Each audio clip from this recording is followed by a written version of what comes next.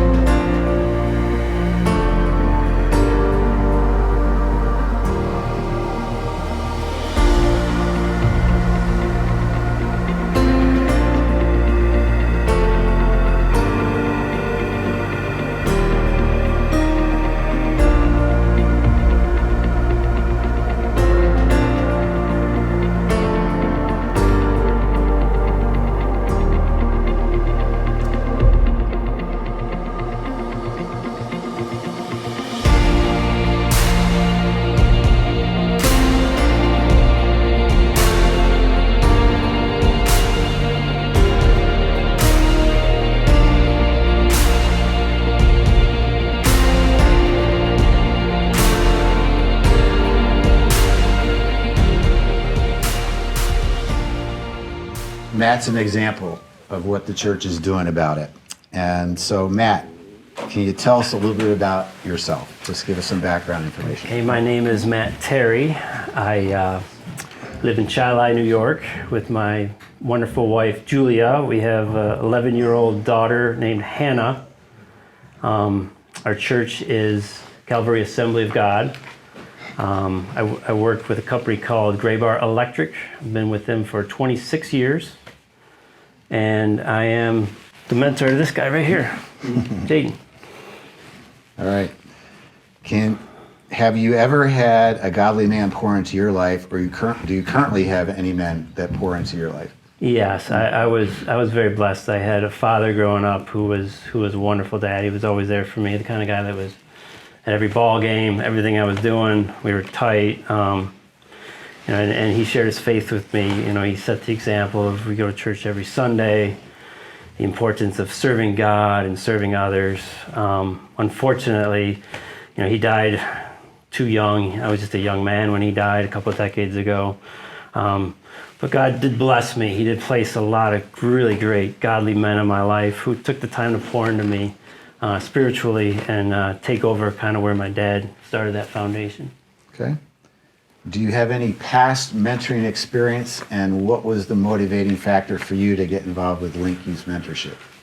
Yeah, so about 20 years ago, I was part of a mentoring ministry that ministered towards children whose parents were in prison. So I had a child I was mentoring whose mother was in prison and who was being raised, him and his two brothers, by his grandmother. And I learned a lot from that experience. I learned the great need that's out there in the city, and these kids that have absolutely no father figure, no Christian father figure in their life. How receptive they can be, and what kind of impact you can really have on a child if you just spend some time with them. When that kind of assignment ended, things had changed. When it started, I was single. I was living in the city. When it ended, I was now married, living in the suburbs. My wife and I were planning on starting our own family. So at that point, the season for mentoring for me wasn't there, but God left something in my heart and just kept telling me that he had an assignment for me, that there was more mentoring that he wanted me to do. And so I kind of waited at that point for the new season and for things to change. And I waited like a decade went by. And I'm wondering, oh my God, what are you doing? And, I'm waiting to hear from you, waiting for him to drop it in my lap, And so it was a couple of years ago now, a friend of mine was doing some street ministry. And it just so happened that he was doing it in the same neighborhood where I used to live and work for many years. And it was not a good neighborhood when I was there. There was, there was prostitution and drug dealing out in the streets. You get sirens all the time and gunshots on occasion. We had one time where one of our customers came up to buy some stuff in our shop and came out and his van was stolen. That's really bad for business when that happens. So a decade later, I'm back in the streets with my friend, and I'm really shocked at how many times worse it had gotten since when I was there, how bad it had gone. And all I could see was despair and hopelessness.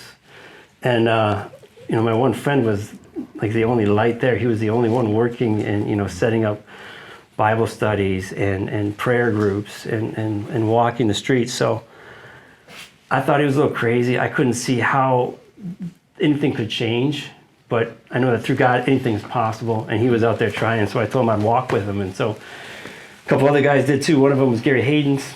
And so as we were walking the streets, after a while, we started, saying, what if? Well, what would happen? And we said, well, what would happen if we mentored a couple of kids in the street? Would God be so bold as to use us to change a life or two? And then we started, well, what if we gathered a couple guys from our church and maybe, would God use us to change a whole neighborhood? And then what if we gathered a bunch of churches together with a bunch of guys? You think that God could actually use us to actually do something in the city, change the city? And, God placed Pastor Warren in our path. And after we got to know him a little bit, we started the what if conversation with him. And I'm pretty sure you thought we were kind of crazy at first. No. But then there was... No, I was convinced. I just thought the organization that turned you guys down, I thought they were crazy because you guys are good, solid guys. I was confused, but yeah. But there was a day, I remember, when you said, "We're doing this." Yes, I'm in. We're doing this. And that was the day. Remember that day? That was it. Gary and I looked at us and we were like, "We're on. Link has started." And that was the day it started. And then he put, brought you in our path and Joanne in our path, and so we launched. So it took a couple years to get to where we were. A year ago, well, actually it was Father's Day last year, not even a year ago. We launched Link, and Jaden and I, we've been together for 9 months now, right? How about that? Yeah. So what are some of the highlights of your relationship with Jaden since that time?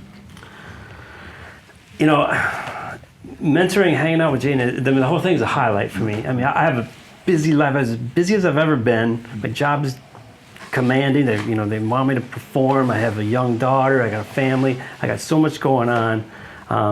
But as I drive to pick up Jaden, I kind of feel all the weight lift off of me.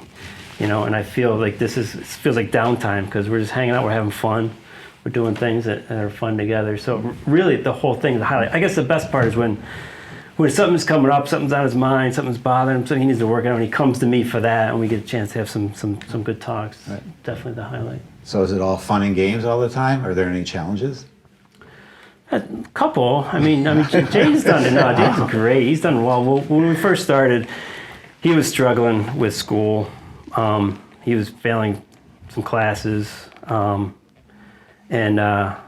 one day he came to me and wanted tutoring, help him in math, and he's been working really hard on it. So at the end of the last year, he was failing math, a couple other courses. This year, his grades have done a complete 180. I mean, it's amazing. I'm so proud of him, what he's done. Yeah. And that math class he was failing, he took the Regents already early in January, already passed the Regents, and so he already passed this year. He's just working on the grade point average, get it up to an A, right? Yeah. So how has God used this experience and relationship to grow you? Yeah, I was so.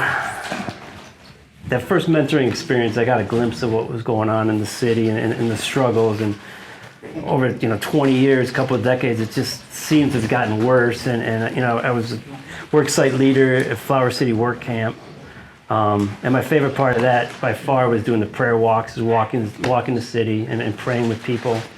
So my heart has been for the city, and I've been praying for revival in the city and for change. I mean, that's the only thing that can turn this around. And, you think about, the great revival that happened here almost 200 years ago. I mean, is that even possible to happen? And when I started working with my friend, and, I'm looking around, I'm like, I don't know how God could possibly do this. And, and I can't, what can I do? But what I can do is I can be a soldier. I can just follow my assignment, humbly do my work, and, gather, guys like us in this room. And it's really this generation that can do that revival, and they need mentors. Mm-hmm. They need godly men to lead them. Yep. And so God has opened up this possibility, and really has kind of driven me that if we all pull together, we can be part of something great in God's work. Mm-hmm. So tonight I know we've got Jim from Lakeshore who is on the cusp of being matched with a mentee, and so as you think about him and also some others that might be watching on video later, what advice would you give to any aspiring mentor? Well, I would say if you fear God pulling on your heart like that, to listen to that voice. Listen to it. Because you're going to hear a bunch of other voices. You're going to hear a voice telling you that, I don't think I have enough time, and I don't know if I can relate to someone that's so much younger than me, so much different than me, and I don't know if I have anything to offer, or I don't know if I can do this, I may fail. Those are all lies. Do not listen to those. That's the enemy. That's Satan trying to steal something from you. There's a couple of scriptures that have come to mind for me. One thing is that you are more blessed when you give than when you receive. That if you bless somebody, actually God's blessing on you is going to be even greater. So don't let anybody steal that from you. Don't let the enemy steal that from you. And I was in a devotion this morning, and they were talking about Esther, and saying, for such a time as this, that you're placed, and God is calling you for just this time. You got a choice. You can either be a part of it, or you can walk away from it. And you don't want to walk away from it. You want to be a part of it. And as far as time goes, it's, for us, it's an hour a week, and it's an hour a week on your schedule. Which, I say I can find an hour. As busy as I am, I can find an hour inside the seat cushions, I can find the time. And So in front of you, you have one of our Link Mentorship trifold brochures. I just want to draw your attention. At the bottom, it has a mission statement, which we spent hours praying over. And it goes like this. Link mobilizes the church by connecting mentors with youth while sharing the love of Jesus. And so, Matt, I'd like to ask you, especially that last phrase, sharing the love of Jesus. How do you do that with Jaden? well, I don't think I could be genuine and talk to somebody and share my life with somebody if I don't share my faith with them. And I think that's kind of the foundation of what Jaden and I together. I mean, when he comes to me, if I'm going to give him advice, if I'm going to give him my experience, I'm going to draw on things that I know and experiences that I've had and things that I've seen and God has done in my life. And so, oftentimes, a scripture will come up and we'll take out our phones and we'll start doing a little Bible study, talking about things. The biggest thing is we pray together. Every time we get together, we pray and we talk about, what we talked about, what's going on in our lives. Because, there's a Father in heaven who is always there for you and will always listen to you and is always there for you if you have problems. If no one else is around, God is there and always will be and will never leave you. And, with that fatherhood, there is an inheritance in heaven that he promises through his son, Jesus. All right. Well, thank you for sharing. I'm going to hand it over to Pastor Warren Meeks Jr., and he's going to be sharing with you a special video. Let him set it up, and he's got some other comments that he'd like to wrap around that. So. Hi, I'm Pastor Warren Meeks Jr., and I'm the ministry coordinator for Link Mentorship Program. I'm here with Christina Terry, who is one of the mothers that we have. Jaden is my oldest. I have 4 boys. Jaden is our first mentee, and his mentor, which is Matt, that's our first connection. What was your first impression of Link? I thought it was a good program to put him in because it instills some of those same core values that me and my husband have. Okay. When discussing adding Jaden to the program, what were some of the key reasons why you thought he would have been a good fit? Jaden can sometimes be a little lazy, for a lack of a better word. I know when we first sat down and we discussed the program, I felt like in some areas he could have used a mentor to help him, guide him, and to encourage him, as far as with school. We know Jaden is a very smart kid. Like, his algebra teacher said he has the mind to be an engineer. But there's a lack of ambition. Jaden would do the homework and not turn it in. So it's just a lack of staying focused. Since Matt and Jaden has been connecting, how would you describe Jaden's grades or his overall improvement and attitude? There's been a drastic change. Jaden, we just got his second Merkin period report card, and his grade point average was, I think, 3.09. Wow, that's impressive. Matt took him out to play golf, and he enjoyed it. So between Matt, my husband, and myself, we've been working to help Jaden. He wants to be a caddy. So we've been working with him to do the interview process and guiding him and helping him. Golf is not one of the top sports on our list, right? No, it's not even on the radar. It's not even on the radar. But luckily, he's been open to something new with his mentor-mentee relationship, and now he's considering being a caddy, which is very, that's fun, that's different, and it's exciting to hear. Now, I did want to touch, because most of our mentees come from a single parent home. Jaden is actually your husband's stepson. Correct. So there was a lack of his biological father's presence in his life. It's like he was missing part of who he is by not having his biological father be a part of his life. He was still distracted and a tad bit lost, and he needed an outlet to get himself back on track. Yeah. sometimes kids, no matter how close your relationship is, there's stuff they don't want to talk to you directly about, and they feel more comfortable talking to someone else. What do you do to help facilitate that relationship between Jaden and Matt to keep it intact? And, what would you like to see come out of it? A lifelong friendship. They have an open relationship. They can communicate. They see each other weekly. So, and then me and Matt also communicate. Is there anything, he asks us often, is there anything that, Jaden needs help on, that we're working with Jaden on? So he plays a big role.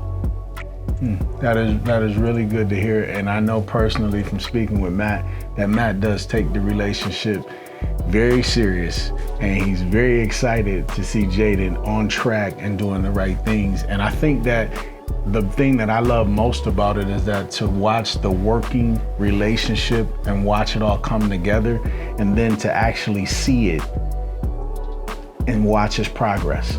My question is, if you were sitting down with single mothers, what would be your message to them? That there are resources out there. Stay focused. Don't look at the negative aspects of being a single mother, because once your life is in order, those things will come into place. So I take it that when you mention resources, Link is definitely a good resource for. Yes. All right, thank you. We're glad to have Jaden as our first mentee, and we're excited with this future. We want to watch him walk the stage, not just high school, but college. And we want to be able to document all the success that young men are having in the Link program. So thank you, Christina. You're welcome. Not a problem. So, you guys know I'm Pastor Warren Meeks Jr., and I'm the ministry coordinator with Link. What I do is my job, which I'm going to ask for a lot of prayer, is to connect with pastors and local churches that can actually identify youth, single mothers, grandmothers who could use a mentor in the children's life. And as you guys can see from our mission statement, is that we mobilize the church. So we want the church not lacking first off, right? We it's not even a conversation yet to go into where you guys are. Right now, we're gonna let you guys take that, because we need to concentrate on the church and inside the walls. When you go into a church, especially a black church, almost 60 to 70% of the church is what? Women. Right? And fathers are not there. And as you can see from the stats that in Rochester alone, there's 3 out of 4 children that don't have a father at all. So these mothers are showing up to churches, they're doing everything with these children. So men of God are needed. And that's the whole key thing. We can have mentors out there, but who's gonna teach them about something that's gonna last eternal? And that's where the men of God, and we vet our men of God. So I want y'all to know that we make sure that they meet every standard, and we make sure that when they are connected with these men, that they're stand-up men that the program could vouch for. Now, I know you look at this relationship and you say, okay, well, look at this. I mean, Matt's white guy from the suburbs, as Mike says, the old Penfield guys, Old white guys from Penfield. Old white guys from Penfield who play golf all day. But I think that what the church has to do, and I know that the world focuses on color, and I get it, right? But when we're dealing with 3 out of 4 children in the city of Rochester, we ask ourselves, how important is color versus how important is getting children back on the right track? And I'm gonna tell you something, and Jaden could speak to this. I'm quite sure Mike may have some interesting questions for him, but I don't think Jaden cared that Matt was white. I don't even think it even crossed his mind. Maybe at first, he probably said, oh my God. All right, but I promise you, 30 minutes into the visit, he was like, I don't care he's white. What are we doing? They sat down and did homework together, and that became a happy visit. You follow what I'm saying? So it's not about that. It was about something different. And when you are different, and we know it doesn't matter if you're black, white, or whatever, when you have something different and you bring something different to the table and you can teach different and you can open someone's eyes up to just, research something and start looking. I mean, I never thought that one of my boys from the church would want to play golf. I never even mentioned to them that I play. I stink, but I play. But anyway, so when I heard that, I was like, oh yeah, this is really working out. I was fired up. And then for me, because I always call him like even when we were in church, I was the pastor at the church where he attends. So at that time, I'm looking at all these young men with really nothing. And he was out of control. And he was so out of control. And he knows, I know some of the stories, some of the aggressiveness, and some of the they can't talk to you. And I said, who is this kid who grew up to be different? Why is he changing like this? What is going on? And I knew I tried to reach him. And I thought he was just looking at me like I was crazy. And I was like, but I'm like your uncle. Like, what are you talking about? He was like, yeah, okay, great. But it wasn't until, in his grades, he was flunking. It was horrible. And I'm like, and I'm trying to make sense. I'm trying to, get some logic to him. So I say, hey, buddy, why would you want to do this twice? But we made a connection. I said, he has to get in front of somebody fast, because we're going to lose a good kid. We can identify that these kids, no kid is just bad. They become bad, right? And over time, they become worse. So we can stop that by identifying these children early in our churches. We can make these connections. We can identify single mothers who need help. And then now we're hearing about the grandmothers. We got grandmothers. We know a grandmother cannot raise a young male. I mean, she can do everything she can, and a woman can do everything she can, but she cannot raise a male. And I look back to myself, and I wish that I had somebody like that when I was younger, because I wouldn't have made the mistakes that I made. And I think that we have a golden opportunity in the city of Rochester to get past color and to not be afraid, because a lot of white men are actually afraid too. Yep. They're afraid to go hang out with a young black Jaden. And he's not gonna rob you, he's not gonna do anything. He just wants to learn from you. Mm-hmm. He wants to know what can you teach me? Do you have it in you to be that white guy like Matt, to pour into him? And now we got a child that was actually failing with a 3.09. And it didn't matter to me if it, trust me, I was there. It didn't matter to me if it was a 3.09 or a 3.9. It didn't He's doing good. Yep. He's actually not going to summer school. His head is headed in the right direction, and color played no part in that. And I know a lot of times you say to yourself, okay, well, how can I connect with this kid? He probably likes rap music. I like classical music or whatever, old school rock. Country, yeah. Well, newsflash, if I was sitting at the table with my dad, he likes, I kind of do like that music a little bit, but I'm just saying, we're not going to connect either. You know why? Because it's such an age gap. There's going to be so many differences. I'm not necessarily looking to connect on his level, but I may introduce him to some things. I may introduce him to some different music. Now, I don't know Matt's favorite music. I know he likes a little rap, I'm sure, right? Just a little rap, right? But gospel music too, right? Okay, all right. So, but it's like when I sit down with my son and I'm talking about old school rappers from my days, and he's laughing at me like I'm like a dinosaur or something. And we don't see eye to eye, but I don't expect to see eye to eye. But when I speak, he listens. And when I demand or command, I'll say that word, his attention towards building himself up, he listens. And every single time it has worked. And it's not about the color. And I wanted to tell you guys that because that's one of the things that I touch on is the diversity piece, because I try and let guys know and understand if that's the thing that you're worried about the most, you'll get over it quick. You'll get over it quick. All right, thank you.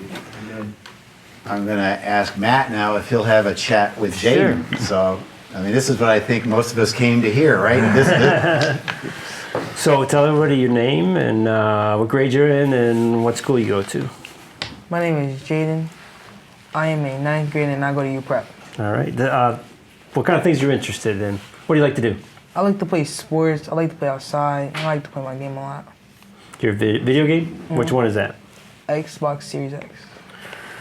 Now, so when you first heard about this mentoring, becoming a mentee, what were your kind of thoughts? Were you kind of concerned about it? Did you understand it? What was going on? I thought it was more so like a punishment, sort of. So when you met me, you were thinking that hanging out with me is going to be punishment. Yeah. Sadly, you're not the first one to think that. Has anything changed? Is that? Yeah, is it that, changed. Yeah. Because it doesn't feel like punishment as much anymore. No. So can you share some of the stuff that we've done together? We went to the art museum. We went to go play golf a couple times. We went to go play ice. We went to ice skating. What else we A went? couple of times we ice skated. Well, we eat a lot. We do that. We go out. That's our favorite thing. We went to the jazz festival. What did you think of that? Oh yeah, that was pretty fun. That was something new that I was interested. What else we do? Sometimes we just throw the football around, right? Oh, yeah. Throw the basketball around. So anything your favorite thing to do? How about getting together with the other mentees? What's that like Oh, that's pretty in nice. the program? Yeah, what have we went done? bowling. We played football together. And I think this Saturday we're playing basketball. Playing basketball right here. Yeah, it's going to be good. Watch Figures for Christ. Yeah. What? So what's it like getting together? Are you guys becoming friends? Are you guys? What's it like? A better and stronger connection. Yeah. That's cool. That's good.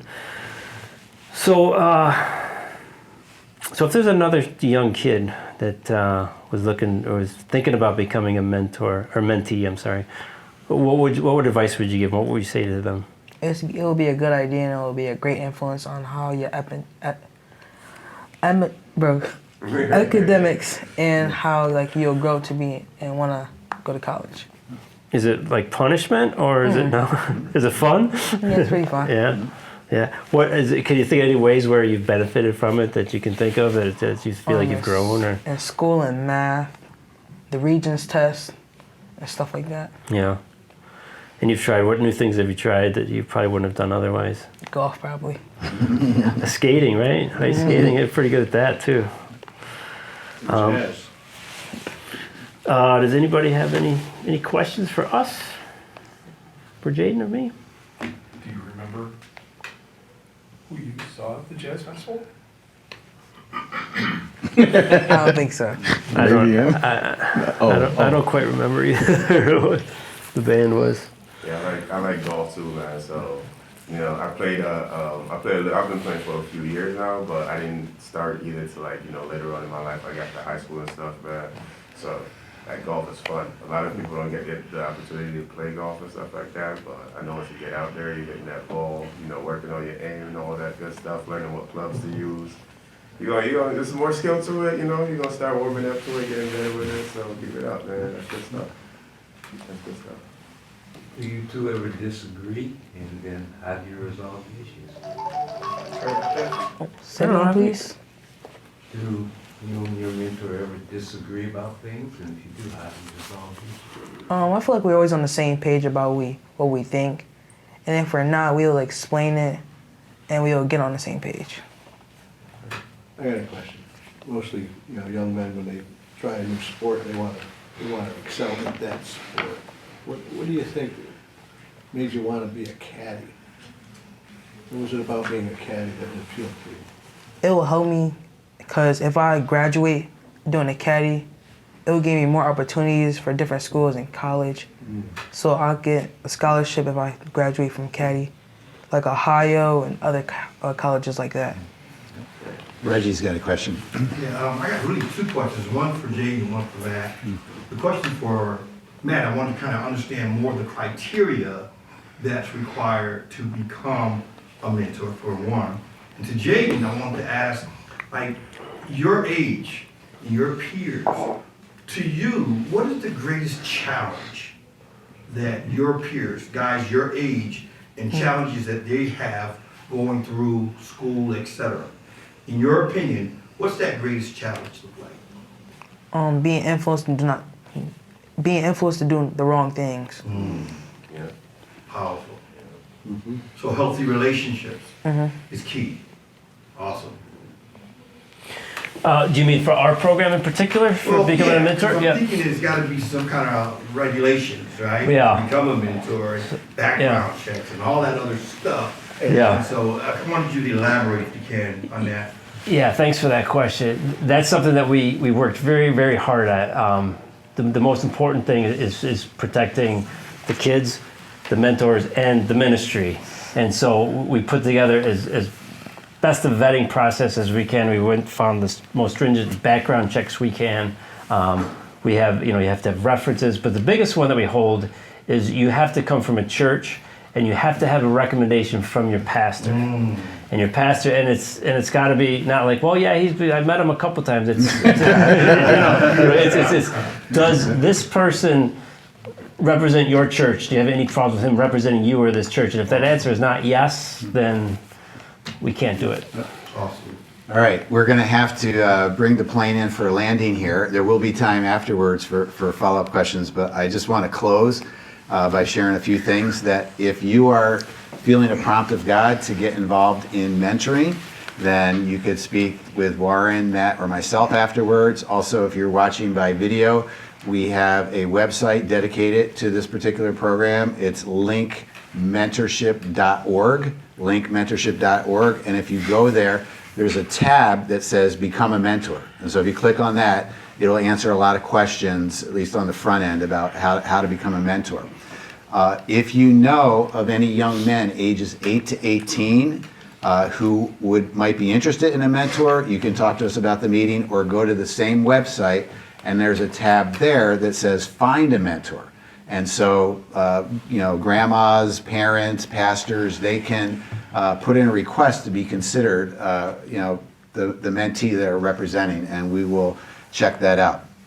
If you want to get involved in a non-mentoring role, we do have different ways that people can serve. So right now, Joanne Hayden's is our only match specialist, but as our program is growing, we know we're going to have to multiply. And so we're looking for another match specialist, and Joanne's going to grow into basically being the overseer of all the match specialists. We're looking for a social media manager to help us with our Instagram and Facebook page, and we would like to develop an intercessory prayer team. So if you feel called to prayer, that is a role that you can play. And then also we are looking for, financial investors. There are people that can't do any of those things, but God has blessed them with means. And so if you would like to invest in this particular ministry, if you go to the website, there's a donate tab there, and there is about 5 different ways that you can contribute to Link Youth Mentorship. And those gifts will help us in mobilizing the church into service so that the city might see Jesus. I want to say a special thank you to Steve Morse, who helped us in producing the video with Jaden's mom, Christina, and for Mike Hennessy and Youth for Christ opening their doors and hosting us tonight. And so I'm going to hand it over to Mike, and he's going to lead us in a time of prayer.